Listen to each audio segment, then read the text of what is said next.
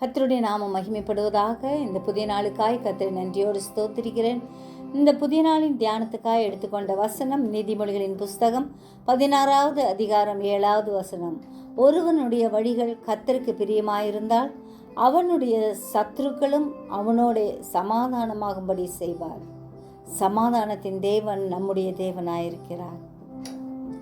அவர் நம் வழிகளை அவருடைய கரத்தில் ஒப்பு கொடுக்கும்போது நம் பாதையை செவ்வை பண்ணி நேர்வழியாய் நம்மை நடத்தி செல்கிற தேவன். நானே வழியும் சத்தியமும் ஜீவனுமாய் இருக்கிறேன் என்று சொன்ன ஆண்டவரை இறுக பற்றி கொள்ளுவோம். பிரியமானவனே என்று அழைக்கும் வகையில் நம் நடை உடை பாவனையை ஆண்டவருடைய சமூகத்தில் ஒப்பு கொடுப்போம்.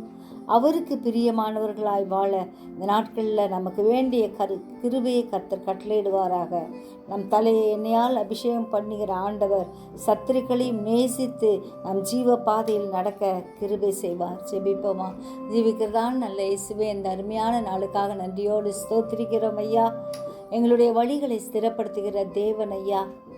நானே வழியும் சத்தியமும் ஜீவனுமாய் இருக்கிறேன் என்று சொன்ன தேவன் உடைய ஜீவ பாதையில் எங்களை நடத்துகிறபடியால் நன்றியோடு ஸ்தோத்திரிக்கிறோம் ஐயா.